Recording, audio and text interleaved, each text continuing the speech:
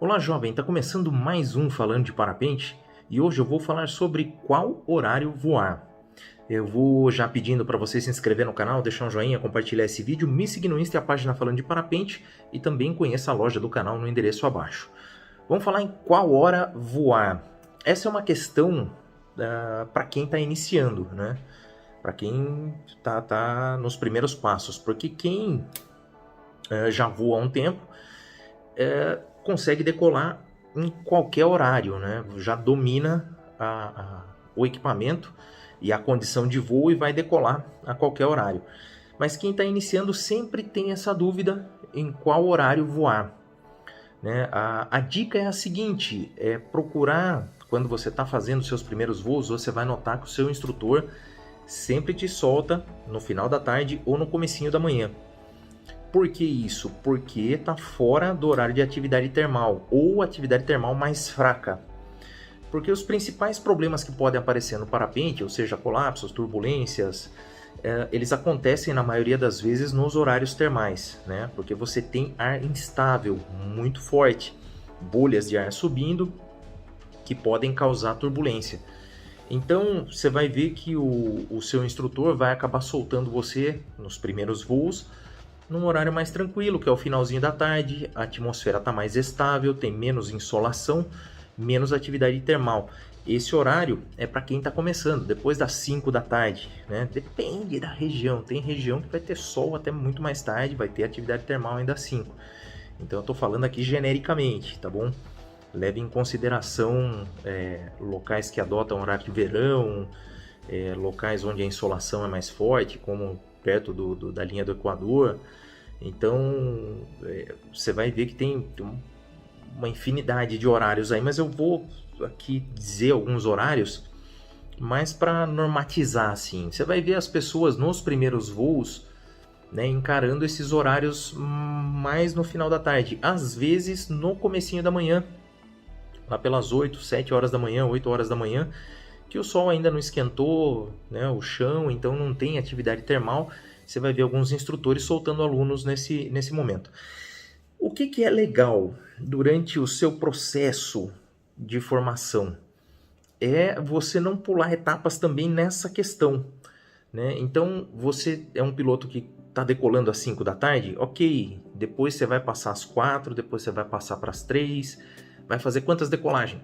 Quantas der, né? E quantas seu instrutor achar que deve, para ir soltando você cada vez mais cedo, para você ir decolando cada vez mais cedo, para você ir beliscando termais, beliscando outras situações que você vai acabar encontrando durante aí a sua carreira como piloto.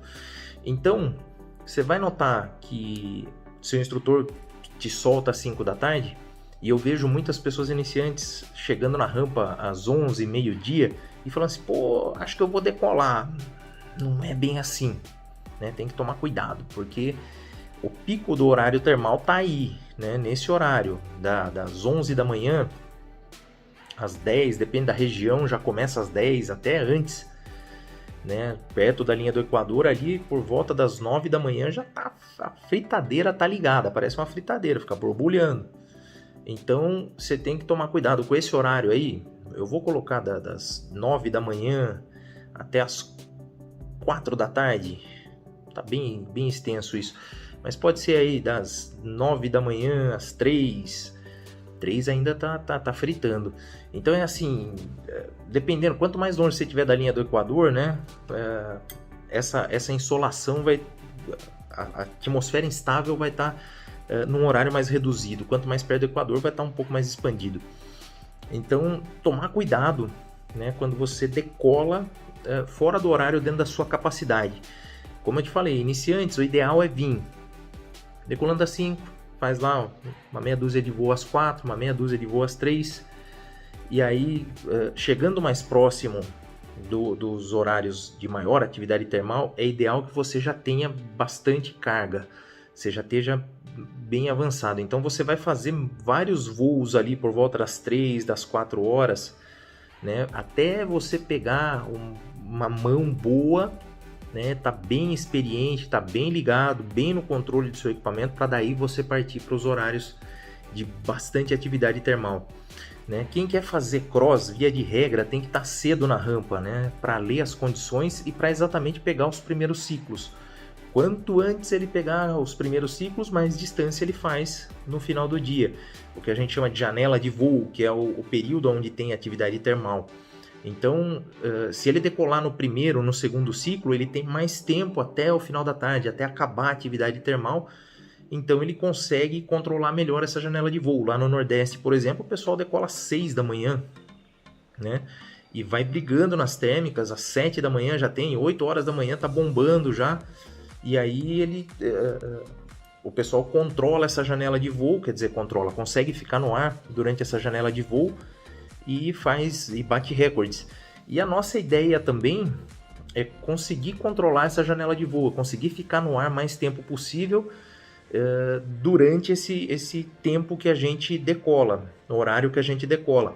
Se eu decolo hoje às 3, porque é o horário que está legal para mim, eu vou tentar ficar o máximo, das 3, 4, 5 e brigar para ficar no ar ali depois que passar toda a atividade termal, tiver muito fraco, porque isso aí vai me dar uma carga de experiência muito grande.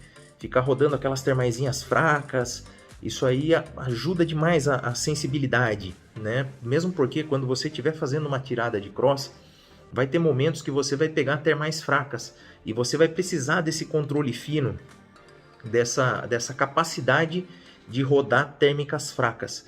Então perca um tempo, né, voando nessa condição mais fraca para você se desenvolver essa sensibilidade de conseguir subir em termais fracas.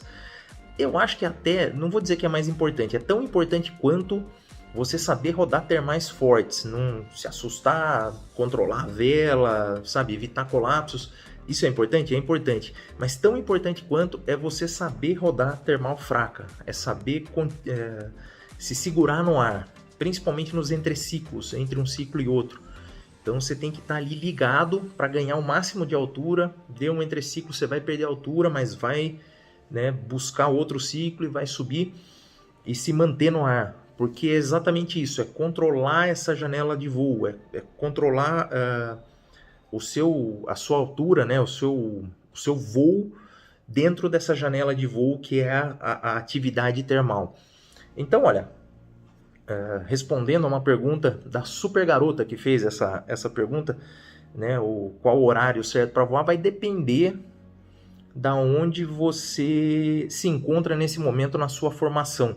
Se você é um piloto iniciante, você vai ter que voar nas condições mais fracas, fora da atividade termal. Se você é um piloto já intermediário, você vai voar nesse entremeio, né, das 2 em diante, das 3 em diante, depende da região onde você está.